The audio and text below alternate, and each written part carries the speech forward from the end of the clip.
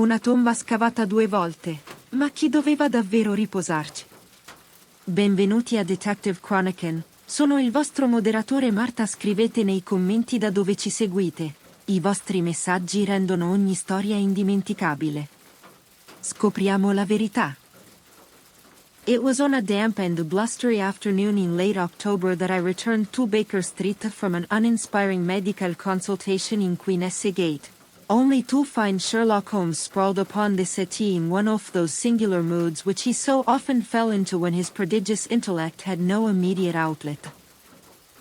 The tobacco smoke coiled about the gaslight in blue-gray ribbons, and upon the table before him lay an unopened telegram, a crust of bread untouched on a saucer, and a revolver, freshly cleaned and gleaming dully in the lamplight.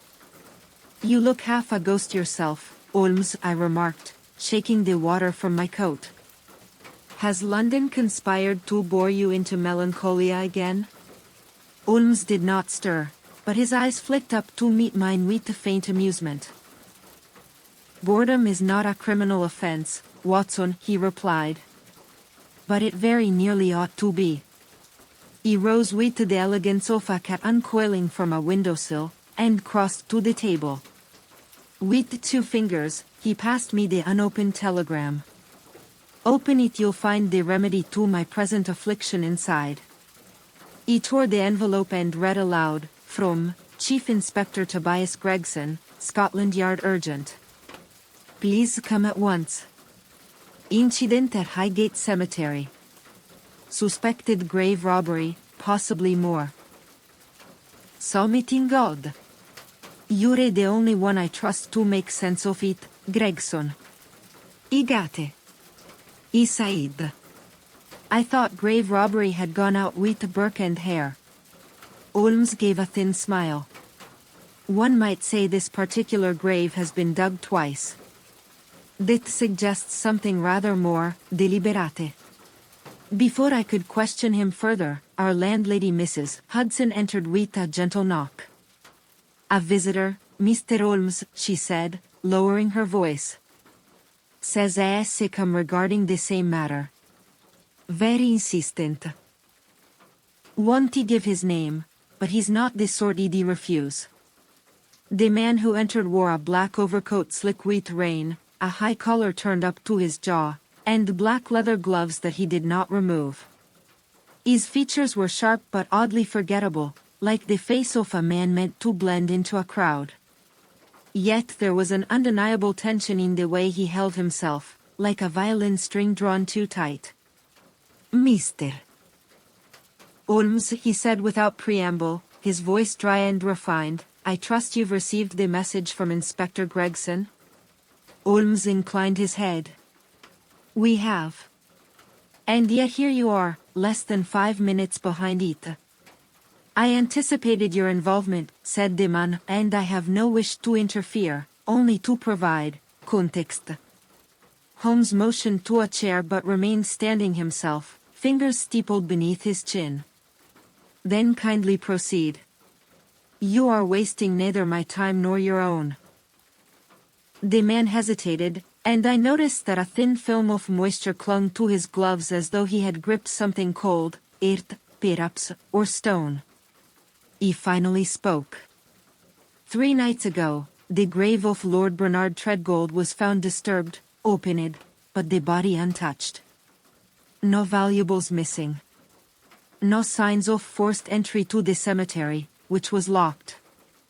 The crypt door was open, but not broken." "Lord Treadgold?" he interjected. "The philanthropist who died last month from heart failure?" "The same," the man replied, flicking his eyes briefly toward me before returning them to Holmes. But that was not the first peculiarity. His widow received a letter the day after the grave was disturbed, written in her husband's own hand. Or so it would appear. Holmes did not react. "And the letter?" "Destroyed," the man said shortly. "On her physician's advice. Lady Treadgold has since taken to her bed. She claims the letter contained a warning." There was silence for a moment in the room as Holmes walked slowly to the window. Outside, the fog was crawling along Baker Street like a blind beast, swallowing carriages and muffling hoofbeats. A disturbed grave. A dead man who writes letters. And a widow too ill to speak of it. He turned sharply. Who are you? The man's jaw tightened. An associate of the family. My name is of no importance. Holmes gave a rare, humorless chuckle. Then it is almost certainly a lie. No matter. Watson and I shall call on Inspector Gregson directly. I trust you have nothing to hide? The man did not answer, but as he stood and turned to leave, Holmes' eyes dropped to his gloves. One more question, Holmes said idly. Why wear gloves indoors? The man paused at the threshold. Some stains, he said, are better left covered. And with that, he vanished into the mist. Holmes looked at me, eyes suddenly alight. Come, Watson. A disturbed grave, a forged hand, and a man who wears lies like a second skin. I dare say we've just received an invitation to something far more fascinating than grave robbery. And thus began the curious affair of the grave that was dug twice. The hansom cab carried Holmes and me northward through the early evening fog, the clop of hooves muffled by the damp air. Baker Street receded behind us, swallowed by curling mist and the flickering gaslight of retreating lampposts. Holmes sat rigid beside me, eyes fixed on some point far ahead, his fingers twitching against the silver head of his cane. You seemed particularly struck by the man's gloves, I offered after a time. Holmes did not turn his head. Did you note the cut of them, Watson? Supple Italian leather, recently cleaned, yet beginning to crack at the knuckles. Not workman's gloves, and yet not ceremonial either.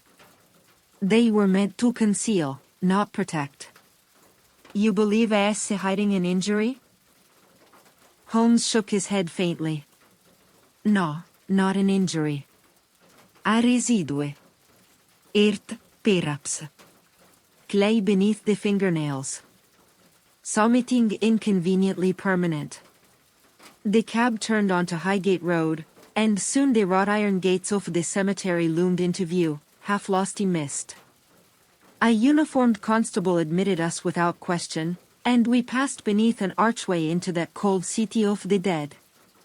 Rows of tombstones stretched into obscurity, some tipped with age, others still white with recent chiseling. It was a place where silence had weight, broken only by the rasp of the wind through iron railings. Inspector Gregson was waiting by a gas lamp near the western path, his figure shrouded in a dark coat, cap low over his brow. He looked up as we approached and gave a curt nod. Holmes. Doctor. I'll admit, I'm glad to see you both. You said something odd had occurred, said Holmes, his gaze already scanning the cemetery wall. Grave robbery alone doesn't bring you out in this weather. Gregson grunted and gestured toward a smaller path that branched off and led uphill. Lord Treadgold was buried in the family crypt, up near the cedars. 3 days ago, one of the groundsmen found the gate open. No signs of forced entry, but the slab over the crypt door had been moved. We followed him up the winding gravel path, past angelic statues green with lichen, until we reached the crest. The Treadgold crypt stood there, a pale stone vault with ivy creeping over its lintel. A pair of marble lions flanked the entrance, their paws chipped with age. Gregson led us inside. It was a modest affair, shelves set into the walls, for caskets sealed and neatly placed. But one space was empty, and the slab that should have sealed it lay on the ground. A thin smear of dark soil marred its corner. No signs of tools?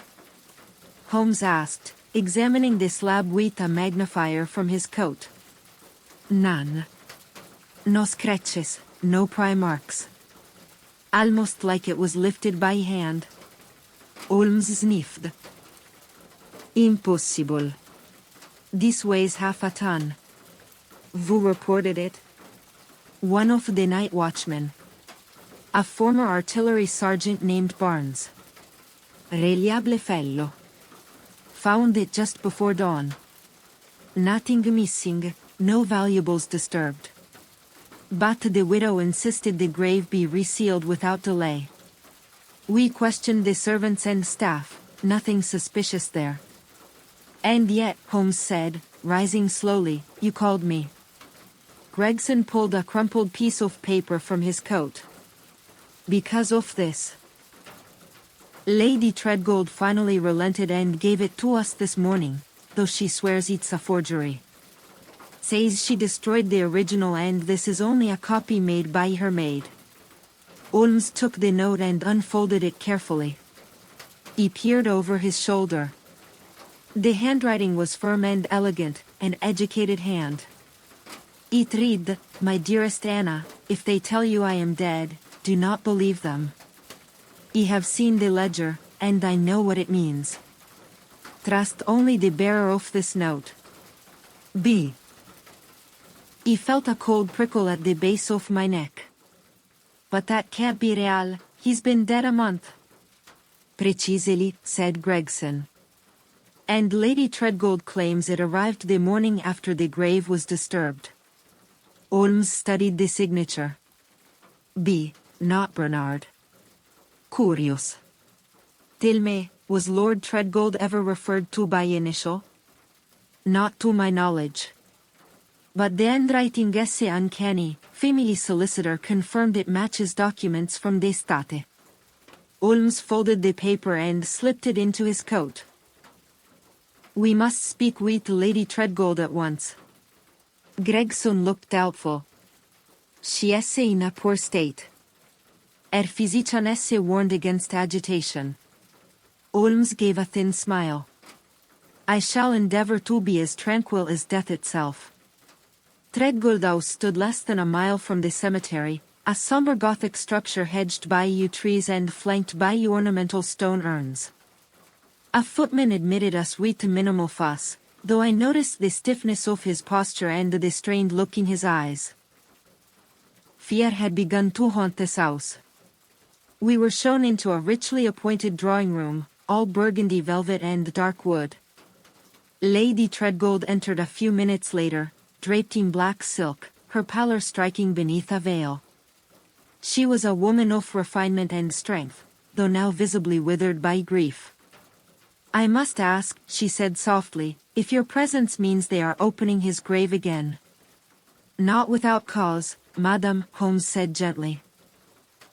I hope merely to understand what has already transpired. She nodded once, then gestured to a chair, though she herself did not sit. I destroyed the letter, she said. It frightened me. It was not his voice.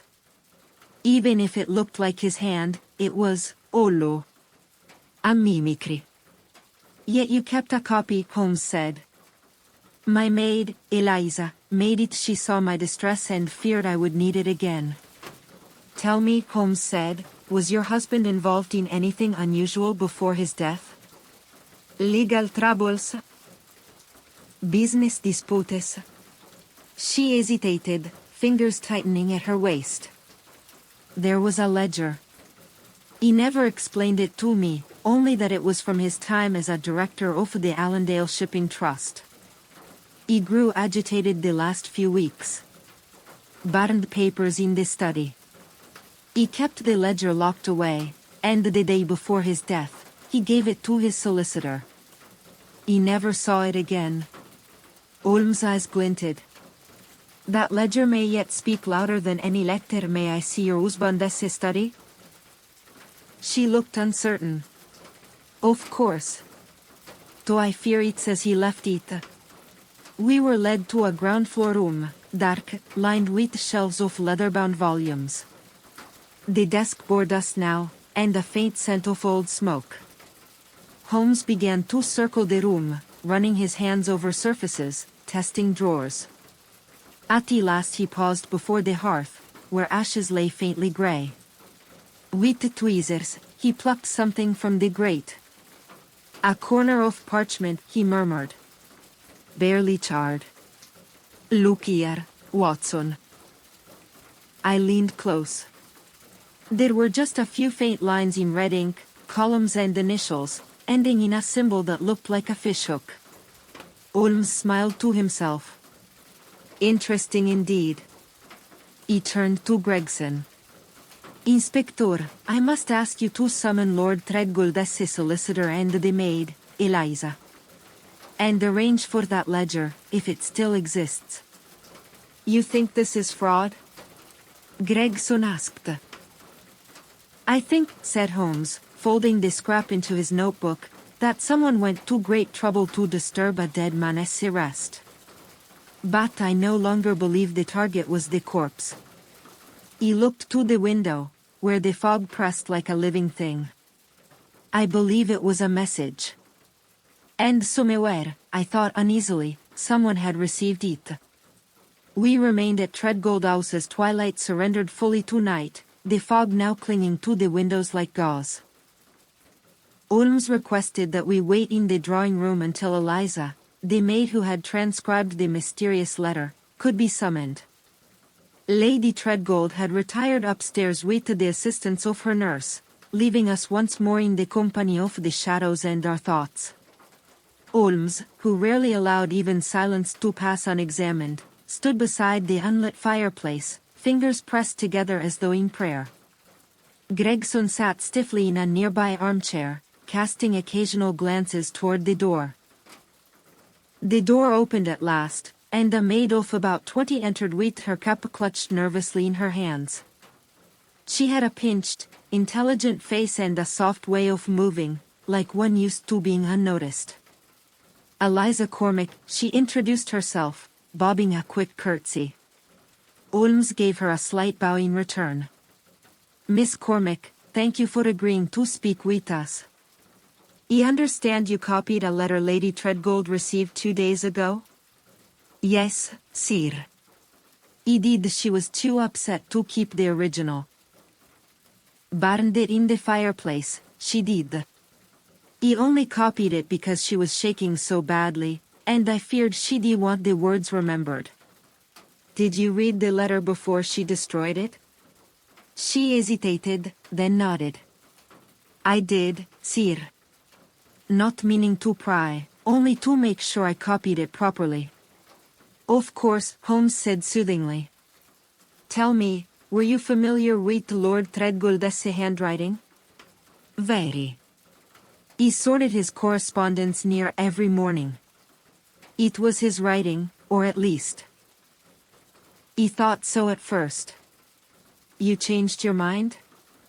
She looked down. It looked right, but it didn't feel right, if you understand. Like a drawing that's been traced but lacks life. No ink smudges, no crossings out like he usually had when he was agitated. Too perfect. Holmes exchanged a glance with me. And how was the letter delivered? By post, sir. But the envelope didn't have a stamp or seal. It came with the regular morning letters, but it wasn't franked. He thought perhaps the butler had placed it there, but he denied it. May I see the envelope? She looked distressed. It was burned too, I'm afraid. Very well, Holmes said after a pause. One final question. In the days before Lord Threadgold's death, did anything strike you as strange? She hesitated again, her hands tightening on her capitolo. He was up late most nights. Locked the study door.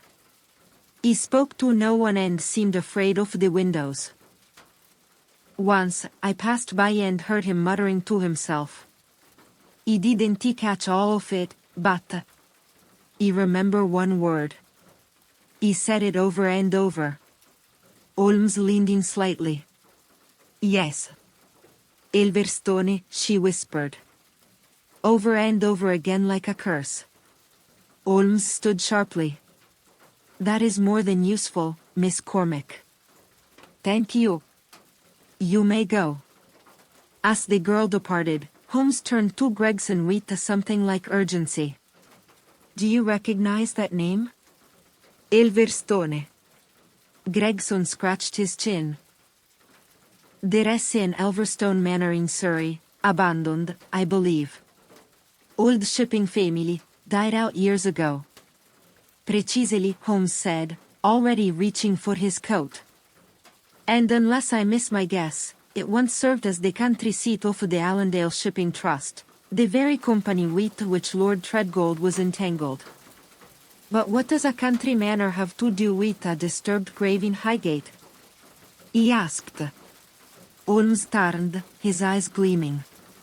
Watson, the grave was not disturbed as a symbolic act. It was disturbed to retrieve something.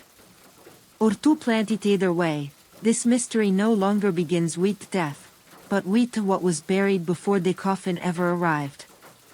Gregson looked startled. You mean they placed something in the grave? Holmes did not answer directly. Instead, he strode to the hearth and pointed to the charred scrap he had found earlier. You see this mark? The fishhook? That is not a symbol but a ledger annotation. A private mark used by certain shipping consortia to denote dead freight, cargo declared, but never loaded. A false entry. A means of laundering weight for illicit trade.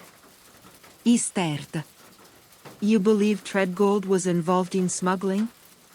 I believe, Holmes said grimly, that Lord Treadgold discovered someone else's secret and tried to erase it, and whoever sent that letter wanted to make sure he stayed erased. Gregson straightened.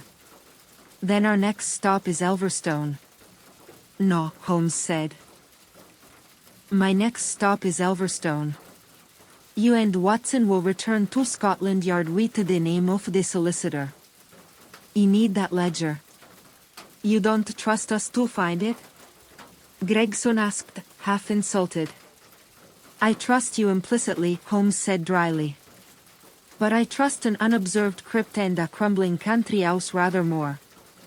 Whoever is behind this has a taste for the theatrical, and I suspect I shall find the next act already prepared. He was gone before we could stop him, coat swirling like a ravenous wing as he disappeared into the night. Holmes did not return that evening. Watson and I made our way back to Baker Street, where I spent a restless night, and Holmes, no doubt, prowled ruins. The next morning, a telegram arrived at dawn, from S.H. Elverstone. Ledger confirmed. Smuggling ring disguised via funeral accounts. Grave was not tampered with to remove body, but to swap it Treadgold may not be in his coffin. Returning. Prepare for exhumation order. Urgent. The air in my lungs froze. Not in the coffin? Then whose body had been buried? And what terrible game had begun the moment that slab was lifted? Holmes arrived before noon, covered in dust and nettles, eyes gleaming with feverish energy. He collapsed into his chair with a groan of satisfaction. Well, Watson, he said, lighting his pipe with shaking fingers, we are not dealing with simple resurrectionists. Then what are we dealing with? I asked. He exhaled a long stream of smoke. A man who faked his own death. And the room seemed to grow colder still. Holmes' declaration, a man who faked his own death, hung in the air like the smoke from his pipe, curling and fading but never truly dispersing. I stared at him, my teacup halfway to my lips, and slowly lowered it to its saucer. You mean Lord Treadgold? He asked, voice hushed despite ourselves. But his death was certified. His funeral attended. His body viewed by his wife. Holmes gave a thin smile, one not without sympathy. Yes, Watson, and all of it may yet be true. Or rather, seem true to those who desired to believe it. Lady Treadgold did not view the body directly. It was a closed casket funeral, ostensibly because of the delicate condition of the remains. And the physician who certified the death, Dottore Algernon Blix, has an uncomfortably short list of patients and a surprisingly long one of deaths. You're suggesting Blix was bribed? I suggest only that he was persuaded. The facts align too neatly for coincidence. The moment Lord Treadgold comes into possession of a ledger implicating members of the Allendale Shipping Trust in large-scale financial fraud, ideas of a heart condition no one previously diagnosed and is buried with suspicious haste. And then, suspiciously, his grave is disturbed. But if he faked his death, I said, frowning, why disturb the grave afterward? Why send a letter? Surely one does not receive from the dead only to draw attention to the fact. Holmes leaned back and steepled his fingers. That, Watson, is the essence of the matter. One does not. Which means, someone else disturbed the grave. Simeone, who believed the deception and only later discovered it, someone who now feels betrayed. And the letter? A warning, Holmes said. Likely meant for Lady Treadgold but intercepted by someone close to her. The wording is cautious, trust only the bearer. Simeone sought to draw her out, perhaps to determine how much she knew. Whether she was complicit or merely a widow. The knock on the door was sharp and well-timed. MRS. Hudson showed in Inspector Gregson, who looked unusually grim and wore his hat clutched in both hands, like a man bringing unwelcome tidings. Eve secured the exhumation order, he said without preamble. Igaitesse been informed. They're not happy. Holmes rose immediately. Nor am I, shall we? The sky over Highgate Cemetery was the same dull iron as before, though the fog had lifted somewhat. A small work crew, gloves and caps on, stood beside the Treadgold crypt with a wooden stretcher and crowbars. One man leaned on a spade and regarded the stone with undisguised suspicion. "This'll bring bad luck," he muttered as we approached. "Digging up the dead twice in 1 week." Gregson showed the order, and the workers set to it. The marble slab groaned as it shifted, and then, with a collective heave, they slid it free. The silence that followed was profound. The interior of the crypt was still cold and undisturbed, save for the single casket in the front slot, marked with Lord Bernard Treadgold's name and the date of his supposed demise. Holmes motioned to the workers. Gently. They pried open the casket's lid, the creaking of hinges echoing off stone. He stepped closer, breath held. Inside lay a body in formal attire, black frock coat, white shirt, a gold signet ring on one hand. The face was pale and waxen, but preserved in that uncanny way the undertakers of London had perfected. A faint scent of formaldehyde lingered. Gregson leaned in. "Is that him?" Holmes said nothing for a long moment. Then he pointed. "That ring. Watson."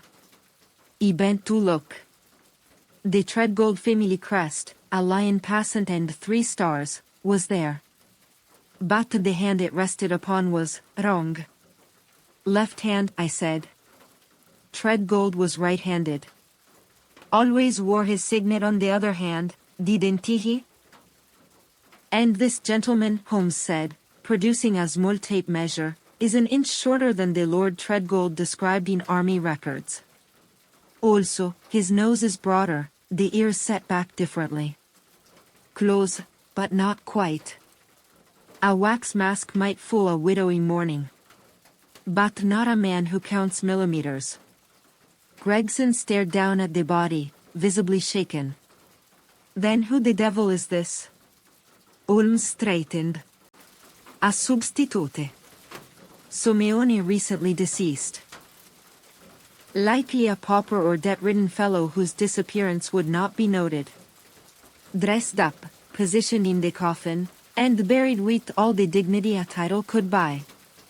It is an old trick among spies, but rarely employed among the peerage. And Treadgold? He fled, Holmes said. But not far. Ilverstone provided signs, recent ash in a long-dead hearth, footsteps in the cellar, even fresh food in the larder. Simeone had been staying there within the last week. But why go to all this trouble? Gregson asked. Why fake your death? Why send letters? Why bury another man in your place? Holmes turned to the grave, eyes narrowing. That, Inspector, is the question we must now answer. And I believe our next opportunity lies in finding the person who supplied this body. A substitution of this complexity requires two things: access to the dead and knowledge of timing. That narrows our suspects considerably. Gregson frowned. Undertaker? More likely a body snatcher, or someone who handles the unclaimed dead. Medical colleges, hospitals, or a mortuary technician in need of coin. Holmes looked at me suddenly. Watson, how quickly can you call in a favor from your colleagues at St. Bartholomew S? You require a list of any missing cadavers from the last month, particularly those not yet reported to the authorities. He nodded. Give me 2 hours. Make it 1, Holmes said. This case has turned, and quickly. Back at Baker Street, Holmes was already at work pinning notes to his wall of string and tacks, a habit he took up for particularly convoluted cases. Beside the sketch of the Treadgold crypt he had drawn the faint symbol of the fishhook, and below it, a note, Elverstone equals safe house? He turned as I entered, handing him a short list from my colleague at the college. He scanned the names. Here, Richard Blaine. Died in Lambeth Infirmary, body never claimed. 5'7". Left-handed. No living relatives. He tossed the list down. There lies our buried man. He exhaled slowly. So Treadgold stole a pauper's corpse, staged his own funeral, and fled to an abandoned manor. But what now? Now? Holmes said, pacing. Now we follow the trail he left behind. Because a man who fakes his own death rarely stays dead for long. He left a message. He disturbed his own grave, or arranged for it to be done, and sent a letter not to his wife. To his enemies. He wanted them to know. I shivered. What are you saying, Holmes? He stopped pacing and smiled grimly. I am saying, Watson, that Lord Bernard Treadgold has risen from the dead, and has come back for revenge. Holmes did not sleep that night. While I retreated to the spare bedroom, shaken by the exhumation and exhausted by the implications, Holmes remained in his armchair, a Persian slipper of tobacco at his elbow and the ledger page we had recovered from the hearth clasped in his slender fingers. From behind my door, I heard him rise and pace intermittently, murmuring to himself. The scent of pipe smoke filtered through the floorboards like incense from some dark ritual of thought. When I returned downstairs just after dawn, Holmes had not moved from the chair. He sat in shirt sleeves, eyes bloodshot but bright, the map of Highgate and a stack of notepaper spread across the table. Good morning, Watson, he said absently, not looking up. I trust you slept? We have a murderer to meet. I poured myself a cup of what remained of the cold tea and settled across from him. You believe this is more than fraud, then? Oh, decidedly. There is blood behind this paper trail. I'm convinced of it. The question is whether Treadgold faked his death to avoid it, or because he intended to spill it himself. Before I could reply, there was a knock at the door. MRS, Hudson announced Chief Inspector Gregson, who looked considerably less composed than he had the previous day. Holmes gestured him in with a flick of the wrist. You have news.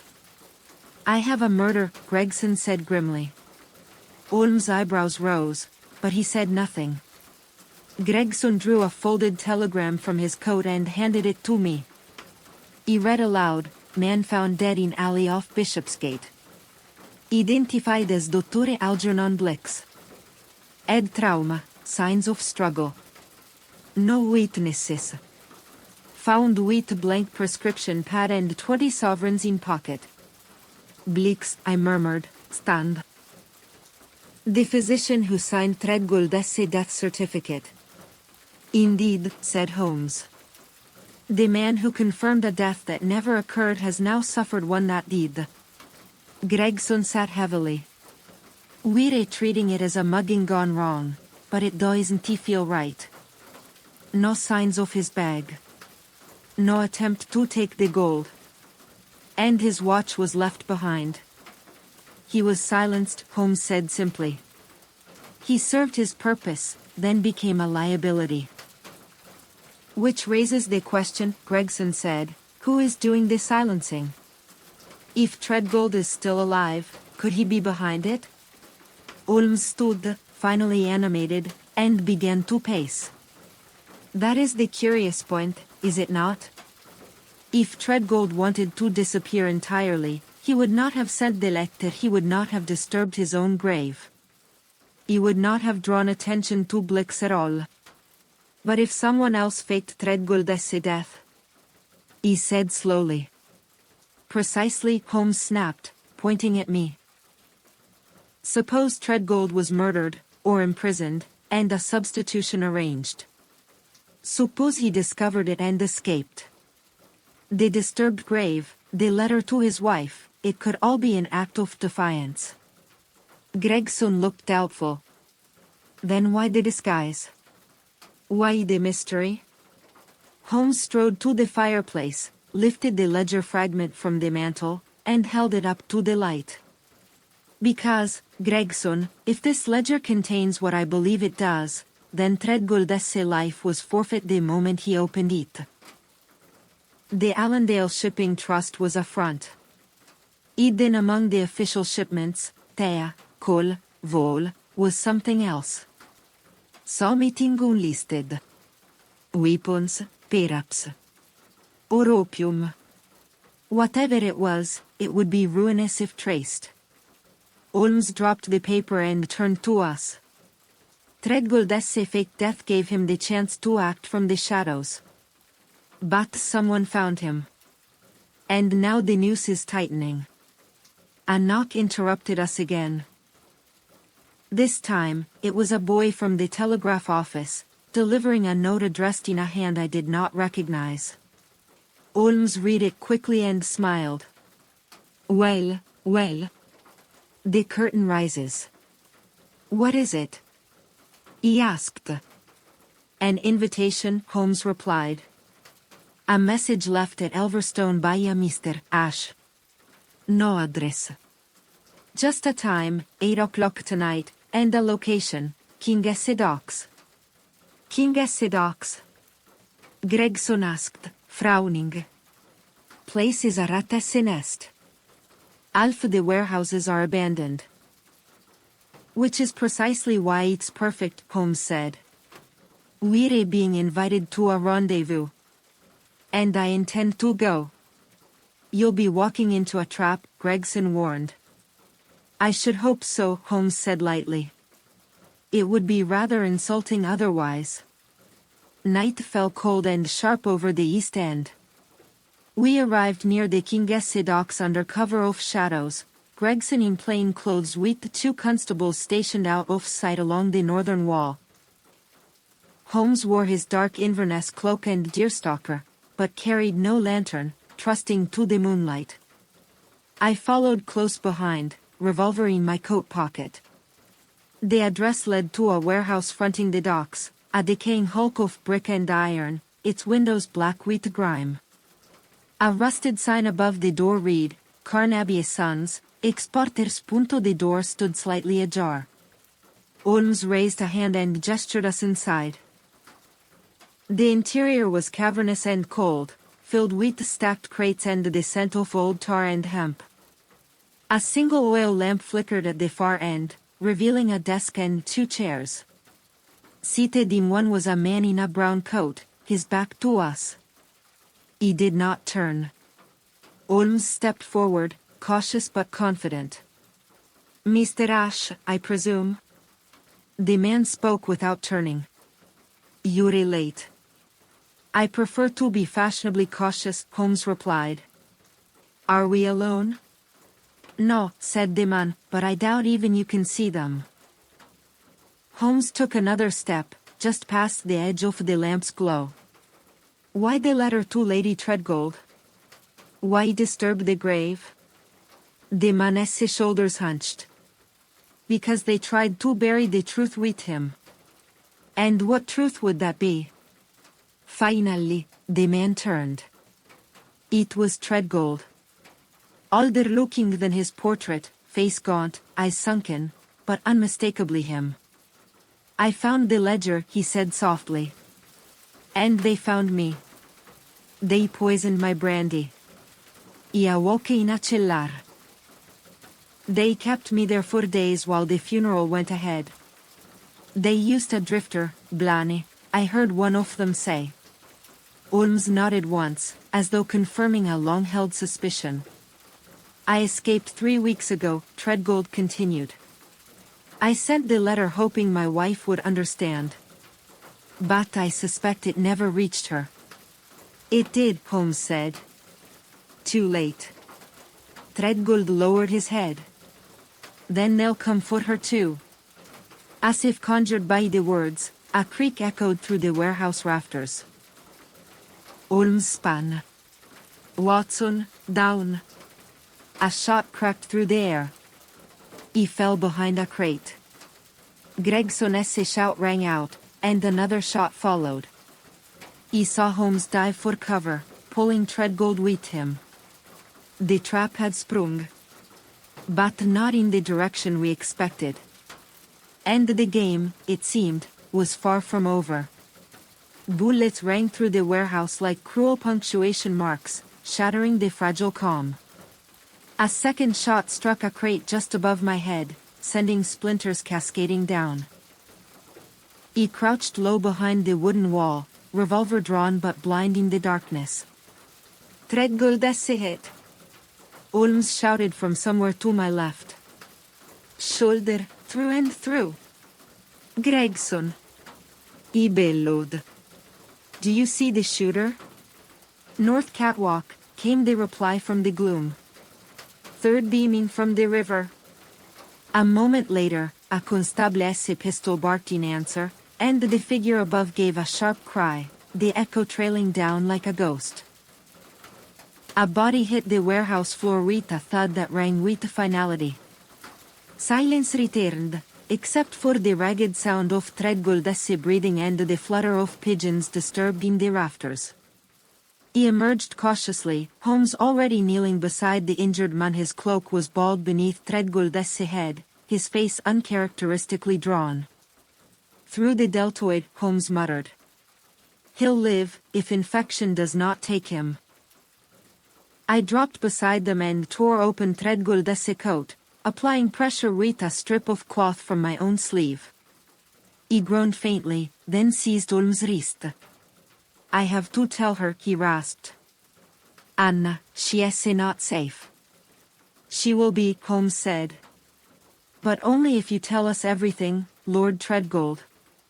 We bundled him into the inspector's coach and drove at speed to Baker Street. Holmes kept a revolver in his lap the entire ride, though he scarcely looked at it. His mind, I knew, was racing far ahead, unraveling motives, names, timelines. Once inside, we set Treadgold up on the settee, cleaned the wound, and administered a draught of morphine. His strength was failing, but his will to speak remained iron-bound. He began haltingly. I knew the Allendale Trust was crooked. But I didn't know how deep. "Start with the ledger," Holmes urged. "It was passed to me by accident, left behind in a board meeting. I flipped through it idly. And then I saw them. Page after page of falsified manifests, misrepresented tonnage, ghost ships supposedly docked in Smyrna, Tangier, but never seen. And more than that, code phrases, initials. Such as RC, Dia, and most frequently, Mr. Ash. That was the name sign beside every red entry. He asked questions. He was told to mind my inheritance and not poke into affairs above my station. You didn't listen, Holmes said with a ghost of approval. No, I did what I could. I did the ledger with my solicitor. Warned a friend in the treasury. But someone found out. He was poisoned at dinner. When I woke, I was in a cellar near Limehouse. Two men, masked. Said the ward believed I was dead. Said it would stay that way. Did you ever see their faces? One. Just once, when they thought I was too drugged to notice. A mole beneath the eye. Left side. And a scar, burned, not cut. Like someone scalded. Holmes and Gregson exchanged a look.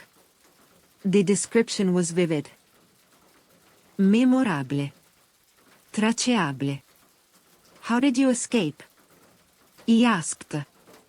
I feigned weakness. Played dead when they came to check on me. They grew careless. He overpowered one with a pipe when he brought food. Took his coat. His boots. Fled through the river tunnels. And the man buried in your place? Holmes asked.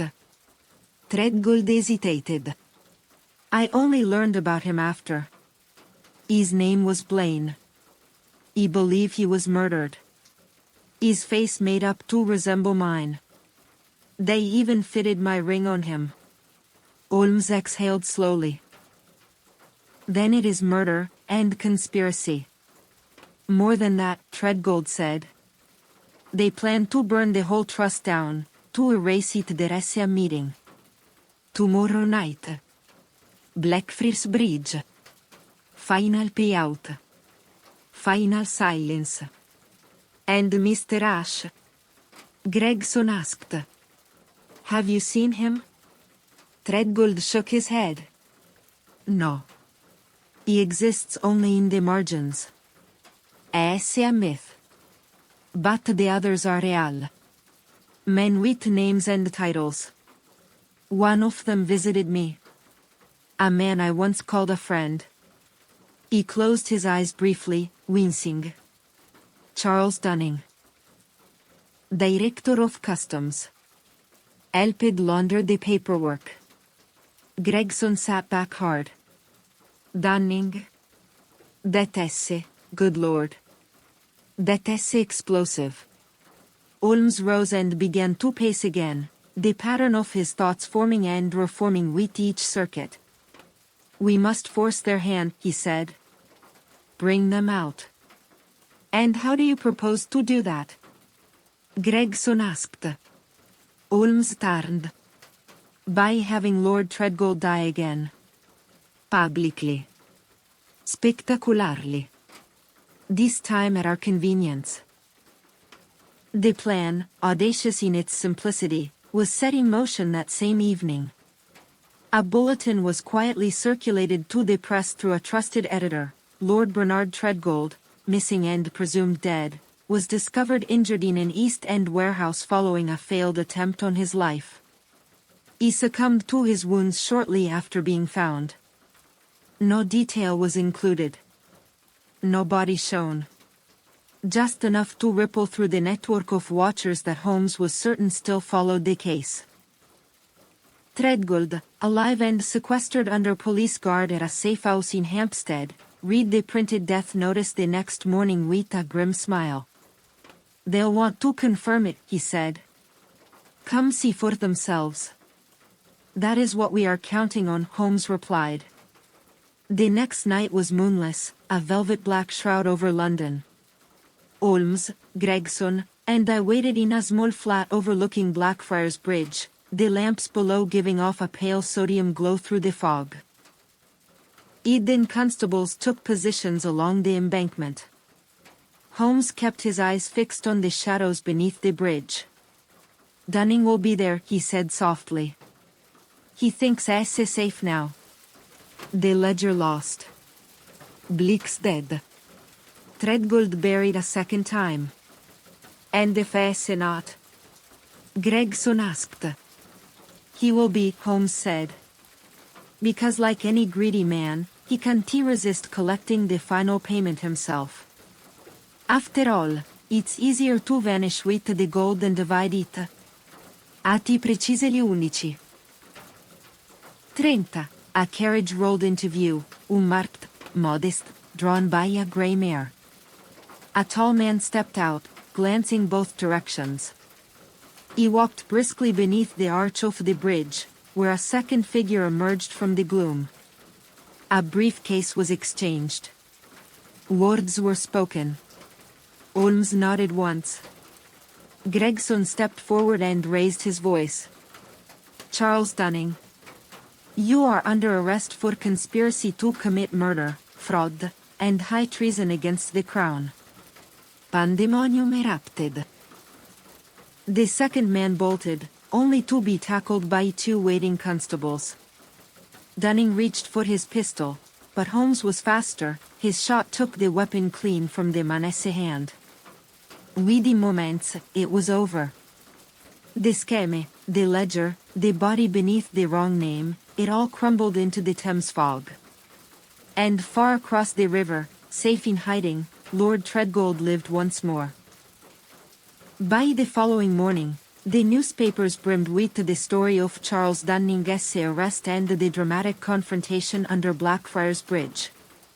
Though the Crown kept many of the details under lock and key, the basic narrative had been cleverly shaped by Gregson and Holmes, a nobleman's death faked to expose a criminal syndicate within the very institutions meant to guard the empire's commerce. The Gazette dubbed it the Treadgold Resurrection, while the Times, with more sobriety, merely called it a shocking web of fraud. Holmes, of course, had no time for either headline. He spent the morning in silence, standing before his map-strewn wall, hands clasped behind his back. Strings connected names, Dunning, Bleaks, Ash, with dates and symbols traced in precise black ink. He watched him from the settee as I stirred sugar into my tea. "You don't believe it's finished," I said, not a question. Holmes did not turn. "No. It's not." But Dunning was caught red-handed. "The payments, the connection to the shipping trust, it's all there." "Yes," Holmes said, finally facing me. "And yet Mr. Ash, the linchpin of the entire conspiracy, remains a ghost. He may not exist at all." Holmes raised an eyebrow. "A convenient ghost. But ghosts don't arrange meetings in warehouses. Simeone lured Treadgold there. Simeone who knew he was alive. Simeone with access to the kind of men who fire from catwalks in the dark." I thought back to the warehouse, to the glint of steel in the rafters. "You believe Ash was there?" Holmes nodded slowly. "Yes. Not as a speaker, but as a watcher." At that moment, Mrs. Hudson entered with a small bundle of mail, setting it on the breakfast table. Holmes barely acknowledged it, but I thumbed through the pile out of habit, bills, circulars, and then, a letter, addressed to Mr. Sherlock Holmes, written in a bold, old-fashioned hand. "No return address," I muttered, passing it to him. Holmes slit the envelope and read. A slight narrowing of his eyes was the only sign of emotion. "Well," he murmured, "Ash writes with flair." "What does it say?" He read aloud. "To the man who chases shadows, there are some secrets that lie too deep for even graves to contain." The ledger was never complete. Should you wish to know how many hands buried the truth, come to room 203, the Kildare Club, tonight at 9. Come alone. Bring no resurrection. Holmes let the paper fall to the table. Room 203, he repeated softly. A gentleman's club in Pall Mall, exclusive, discreet, and rarely hospitable to inquiries. He stood. Holmes, you can't go alone. It's obviously a trap. Of course it's a trap, Holmes said mildly. That's why I must walk into it. Mr. Ash has played the game with expert hands thus far. But I misjudged the board. Then allow me to wait nearby. You will do no such thing, Watson, he said, now with a familiar edge in his voice. Your presence would only jeopardize the offer. This is chess, not drafts. That evening, as rain polished the streets of London into dark mirrors, Holmes dressed with particular care. Black evening suit, gloves, and a thin-bladed dagger sheathed beneath his lapel. Before he left, he pressed a folded note into my hand. If I don't return by midnight, he said, deliver this to Gregson. Don't be dramatic, Holmes, I said, frowning. This SNT Reichenbach. No, he replied, with a strange smile. But ghosts are less predictable than men. Then he was gone, swallowed by the gaslit fog beyond the door. The Kildare Club was a fortress of polished wood and discretion. When Holmes arrived, he was admitted without question. His reputation, even in such circles, preceded him. A liveried attendant led him up a narrow staircase and down a hushed corridor lined with oil paintings of forgotten peers. Room 203 stood at the far end, its door closed but unlocked. Holmes entered. It was a study, richly appointed, velvet chairs, bookshelves, a decanter of brandy untouched on a side table. At the far end, a fire crackled, and in front of it, a man sat in silhouette. You are alone? The man asked without turning. I am, Holmes said, closing the door behind him. And you are Mr. Ash? The man laughed quietly. The name is convenient. Eve used worse. He stood then, and Holmes observed him in full, tall, thin, with grey at the temples and a slight hitch in his right leg. He wore no mask, but his face was unfamiliar. I confess, Holmes said, you do not resemble any of the ghosts I anticipated. Eve gone to great lengths to remain unseen, the man replied. But you've uncovered more than I hoped. Then why summon me? Ash moved to the decanter, poured 2 glasses, and handed one to Holmes. I believe, Mr. Holmes, we are both interested in control, of truth, of perception. I am offering you the final truth of the Allendale affair. Names. Ledgers. A confession of sorts. Holmes did not drink. In exchange for a promise, Ash said. That Lord Treadgold remains dead. That the public never learns the extent of what was stolen, or by whom. That those who remain are allowed to vanish. Holmes stared at him for a long moment. Why? Because they are powerful, Ash said simply. And if you bring them down, others more dangerous will retain their place. At least we kept the blood off the streets. Holmes swirled the drink, then set it down. You assume I fear dangerous men. No, Ash said with a smile. You fear chaos. For a moment, neither man spoke. The fire popped softly in the grate. Then Holmes stepped forward, his eyes like steel. You were at the warehouse. Ash inclined his head. You ordered the shot. A pause. I allowed the contingency. You murdered Blix. Now Ash smiled again, wider this time. I am a steward, Mr. Holmes. Nothing more. Holmes turned toward the door. Then steward your escape carefully.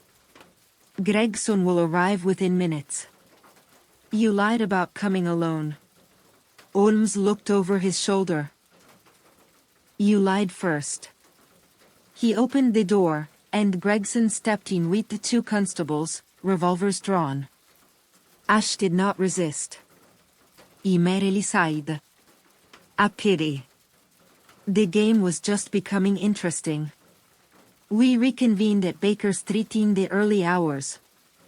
Gregson, flushed with the success of the capture, promised immediate prosecution. The papers would likely never name Ash, but the balance of the criminal network had been broken. As the inspector departed, Holmes sank into his chair and finally allowed himself a smile. You should have seen his face when I mentioned the warehouse, he said. And Treadgold? He asked. Safe, Holmes replied. A second funeral will not be needed. We sat in silence for a time, the gaslight flickering. You know, I said eventually, Ash wasn't wrong. Some secrets are buried too deep. Holmes tapped the folded letter from Ash against his knee. Yes, he said. But I am rather fond of grave digging.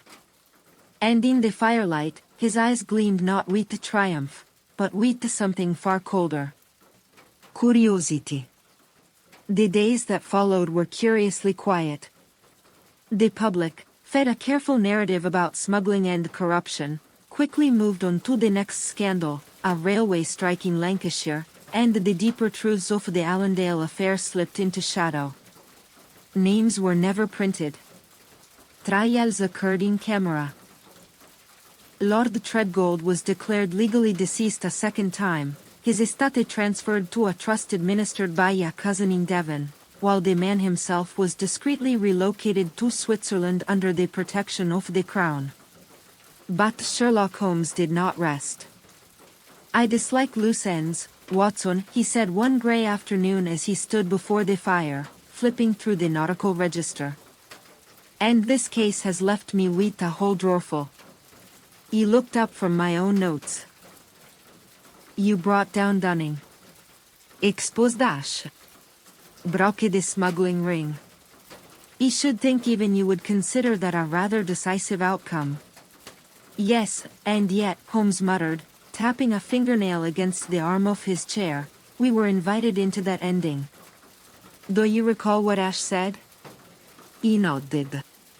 Some secrets lie too deep for even graves to contain. Exactly. A man like Ash doesn't court exposure unless he believes it preferable to what lies beyond it. And that, Watson, is what troubles me most.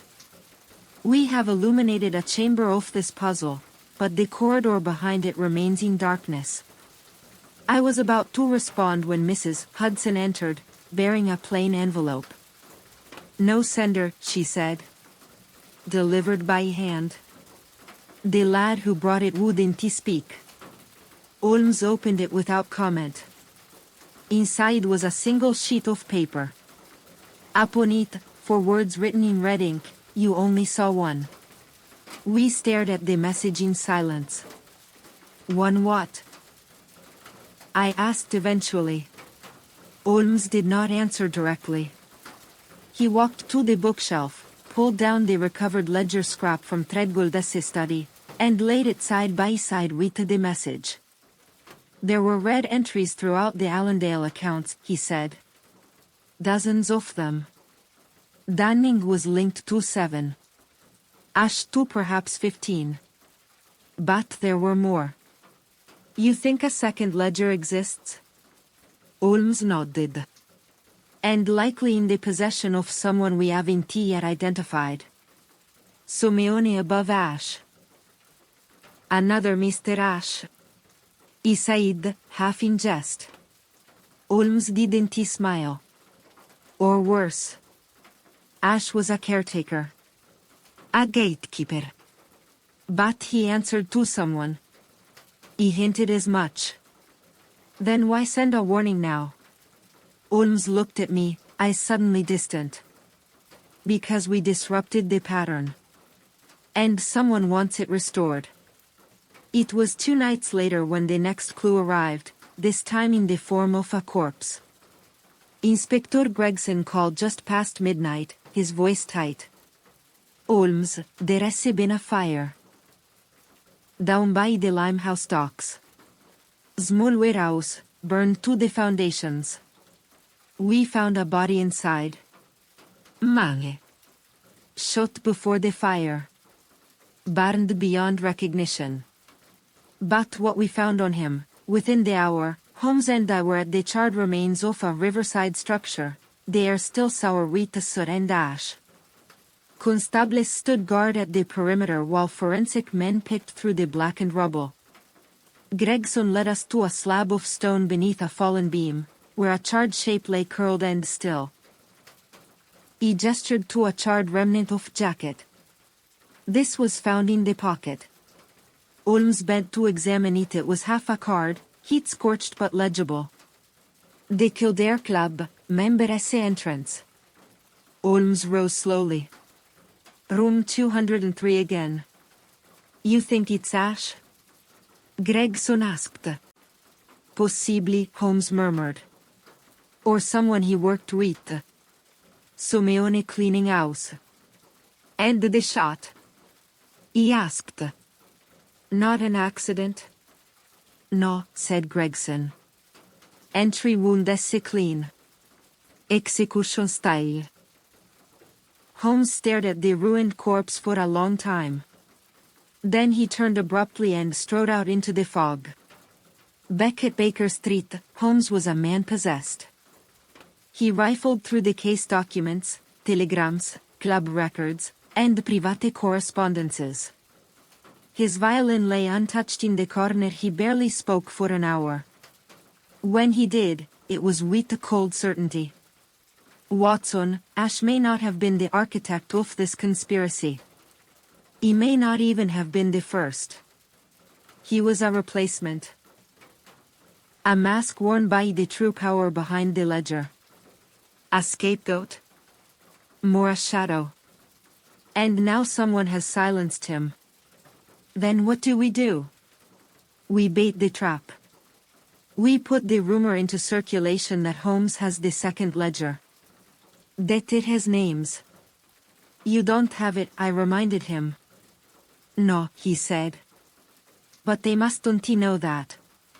2 days later, the Whisper campaign began. Discreet notes planted in certain corners of London. Whitehall clerks, old club corridors, the gentlemanly back rooms of Lloydesse, suggesting that Holmes had a list of names still untouched by the Crown Essay inquiry. That he meant to publish. Within 48 hours, Holmes received a second note. We will see you before the fire does. It came with a sprig of crushed laurel, a funerary symbol. That night, I barely slept. Holmes did not even attempt it. We waited. But no attack came. The third night, however, brought our answer in the form of an intruder. It was shortly after 3 di notte when the creak of floorboards outside Holmes's bedroom door brought me bolt upright. I moved silently into the hall, revolver drawn. The door to the sitting room was ajar. Inside, a figure stood silhouetted against the firelight, tall, cloaked, hands gloved. He turned at the sound of my footstep. But before he could move, a voice from the shadows spoke calmly. I would advise against reaching for the pistol beneath your coat. Holmes emerged from the other corner of the room, his own revolver level and steady. The figure froze. You followed the bait, Holmes said quietly. That confirms it. There is a second ledger. The man was silent. Remove your hood. Still silence. Then, with slow, deliberate movements, the intruder pulled back the cloak. It was a woman. Middle-aged, elegant, with silver in her dark hair and eyes that burned like coals. My name, she said, is Ione Ashcroft. And you've begun a war you cannot win. Holmes did not lower his gun. Then you are the true Ash. She smiled faintly. No, I am the beginning. Outside, bells tolled for 4 in the morning. The hour of secrets. And the real game, at last, had begun. Holmes did not move, nor did the expression on his face change, though I saw a flicker of something. Recognition, perhaps, or calculation, passed behind his eyes as he stared at the woman now standing fully in the firelight. He kept my revolver steady, though the hand that held it trembled slightly. There was something formidable in her bearing, something unshakable. Ione Ashcroft, Holmes said at last. A name that vanished from society columns in 1881. To have drowned off the coast of Dover. Let us say, she replied, that it was more useful to be presumed dead. For the same reason Treadgold disappeared, survival. But unlike him, I chose it. And now? Holmes asked. She stepped toward the fire and held out her gloved hands to the warmth. Now, I have little patience for amateurs disrupting finely balanced systems. Charles Dunning was useful. Ash, less so. You have a talent for smoke, Mr. Holmes, but I have lived in the fire. Then we are alike, he murmured. I am nothing like you. Holmes lowered the pistol a fraction but did not holster it. You came here in person, which means either an extraordinary level of confidence, or a message so critical you'd entrust it to no other. She glanced at me. He always speaks in riddles. Only when he's worried he might be wrong, I replied. Her mouth quirked faintly. Then let me be plain. The second ledger does exist. But unlike the first, it contains not the corruption of a few men, but the mechanics of how the empire sustains itself. Trade routes. Bribes. Payments to foreign officials. Agreements with intelligence agencies. Secrets that, if exposed, would collapse every illusion keeping this city from tearing itself apart. Holmes studied there. You expect me to believe you're the guardian of Britain's conscience? No. I'm the guardian of its denial. The fire popped. A cinder flared and died. And what do you want from me? Holmes asked. Your silence, she said simply. Return to your violin, Mr. Holmes. Let the word spin onorevole. There is nothing more for you to uncover that won't end in ashes. Holmes took a step forward. Why reveal yourself now? Because I believe in options, she said. You are clever. Perhaps even irreplaceable. But you are also alone. You burn too brightly and too briefly. I offer you a place beside the truth, if not within it. You want to recruit me. I want to spare you, she said. The next death won't be Dunning. It will be someone close to you. My hand clenched instinctively on the revolver. Holmes saw it too. Watson is not involved.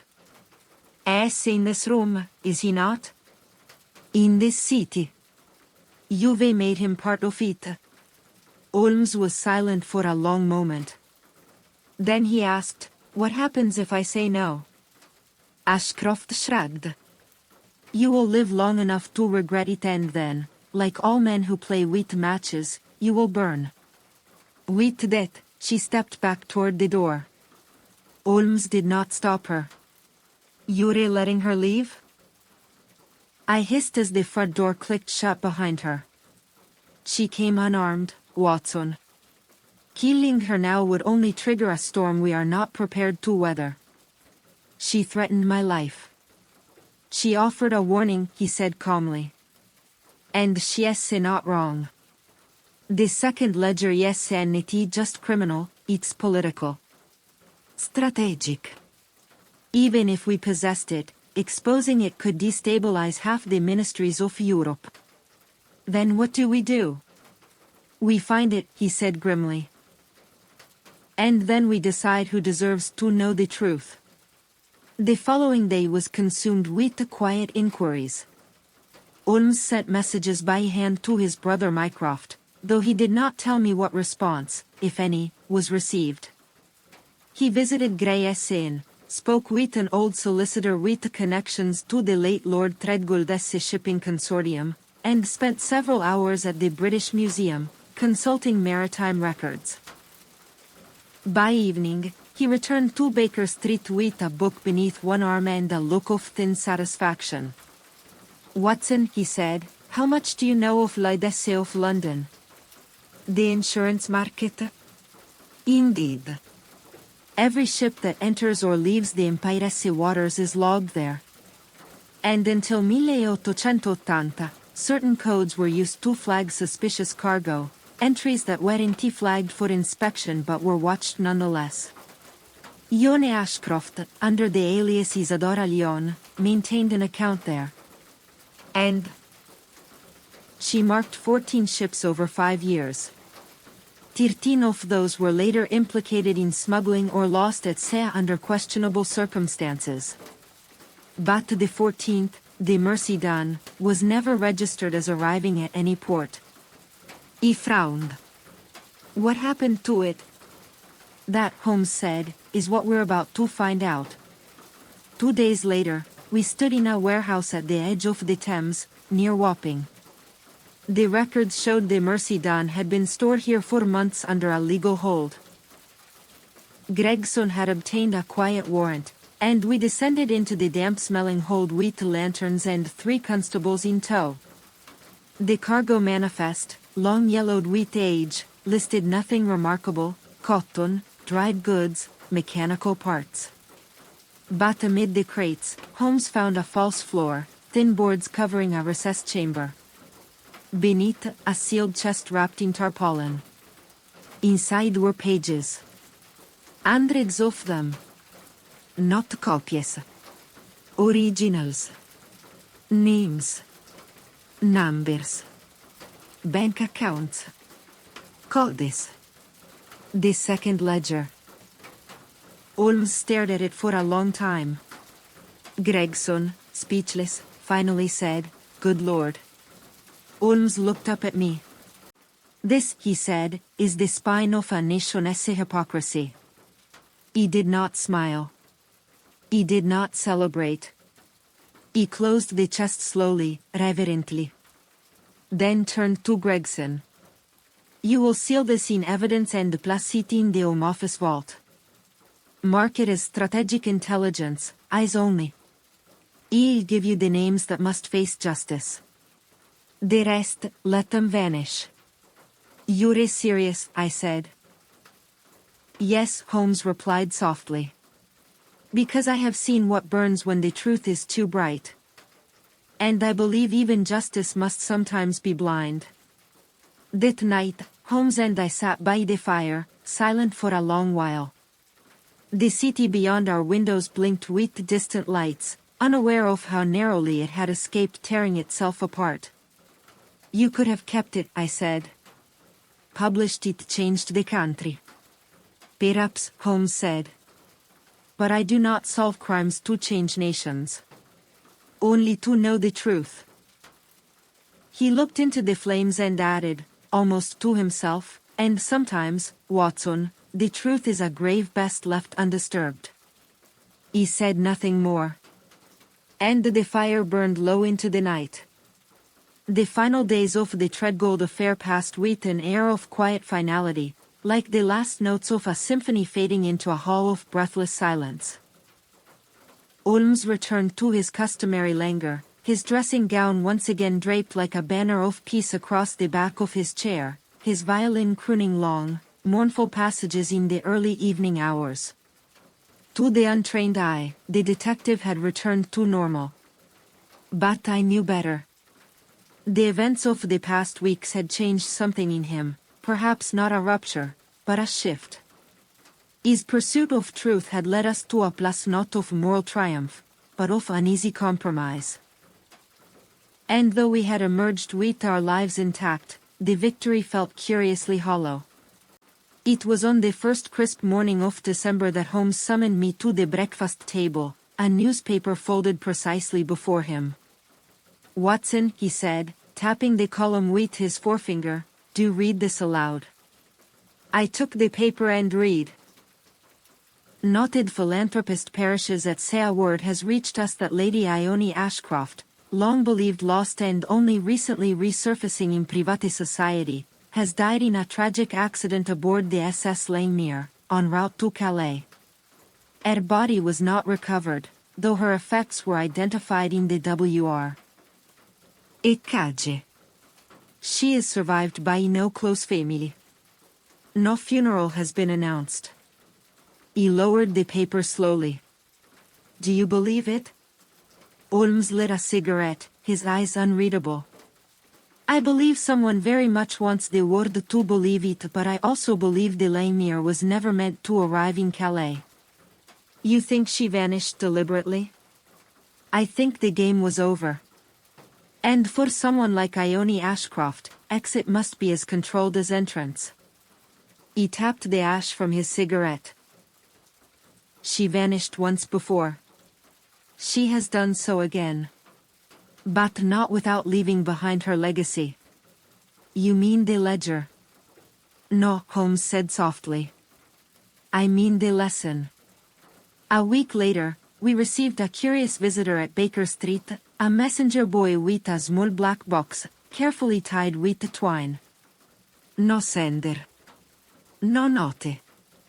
Holmes examined the parcel for traps, then opened it.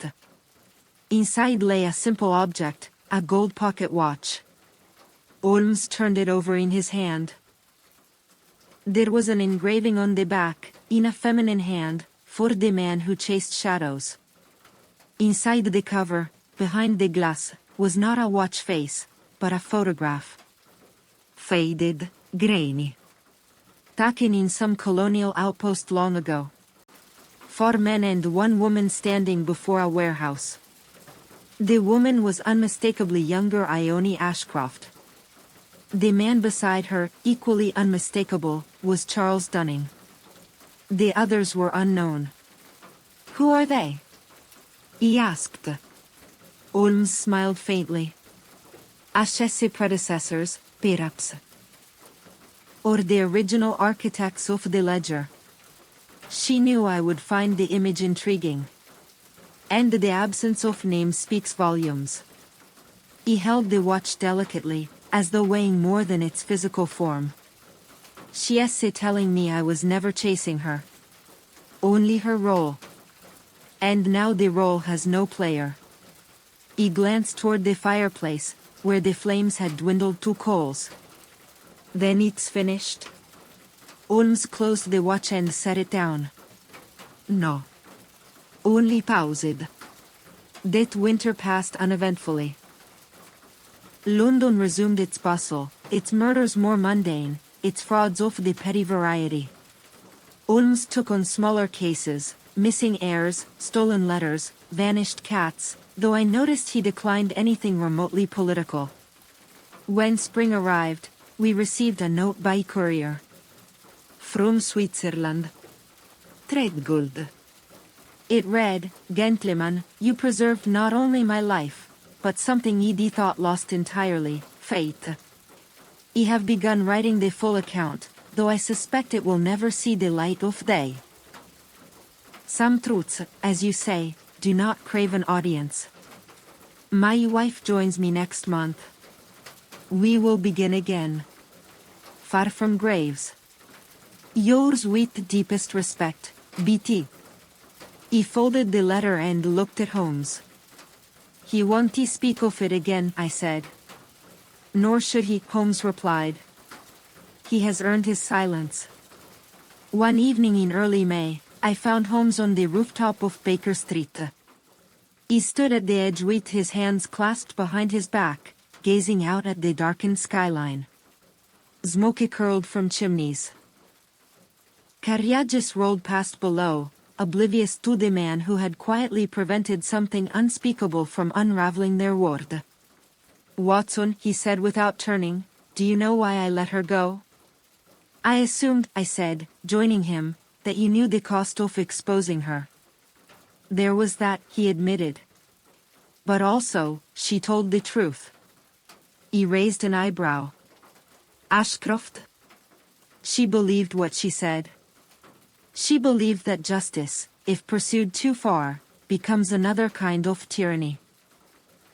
"You have never heard that from a villain before."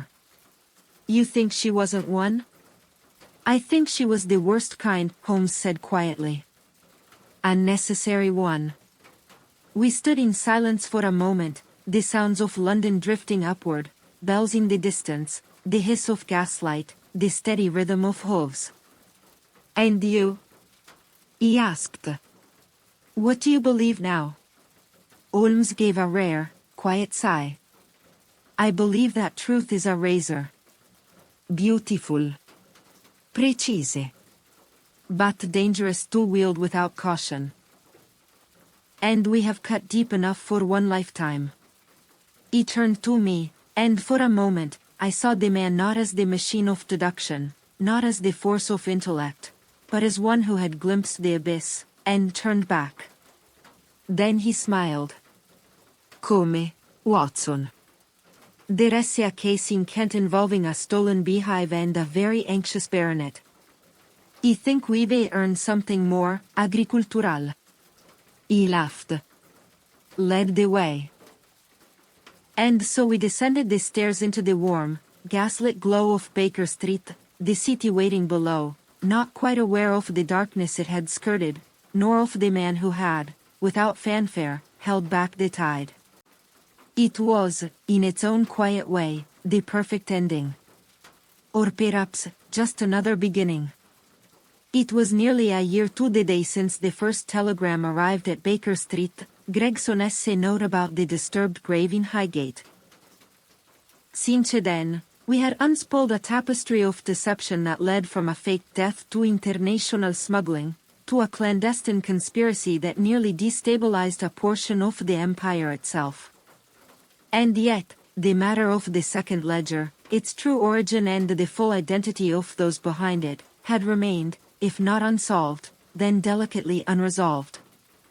That final knot was not untied by a clue, a body, or a confession, but by a question, asked idly on a spring afternoon. Holmes and I had just returned from the Kentish countryside after the curious matter of the baronet's missing beehive, which turned out to be a case of misdirected revenge rather than agricultural sabotage, and we were sitting once again in the drawing room at 221B, basking in a rare moment of repose. "Holmes," I said, folding the newspaper, "do you ever wonder, if Ashcroft had not intervened, if we had exposed the second ledger in full, what would have changed?" Holmes, who had been trimming the wick of his lamp with exaggerated care, paused. "Very little," he said. "The machinery would groan. A few names fall. But the engine itself remains." "Then why did she send the watch? Why risk showing you even that photograph?" He looked up. "To answer the question you've just asked." He blinked. "Come again?" Holmes rose and went to the bookshelf. From behind the section on criminal cartels of the Orient, he pulled out a folded paper I had not seen in months. "The photograph from the watch. I studied this again while we were in Kent," he said. "The four men with Ashcroft. One was Dunning, yes.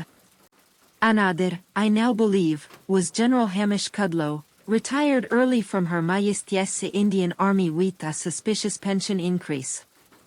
The third I could not place. But the fourth." He passed me a magnifying glass and pointed to a lapel pin on the man's jacket. "Look closer." He squinted. A star, encircled by a laurel. The insignia was faint, but unmistakable. That is the emblem of the Department of Colonial Intelligence. Indeed, Holmes said softly. He wasn't merely laundering information. He was authorizing it. But what does that mean? Holmes returned the photo to the book and replaced it on the shelf. It means the ledger wasn't born from crime.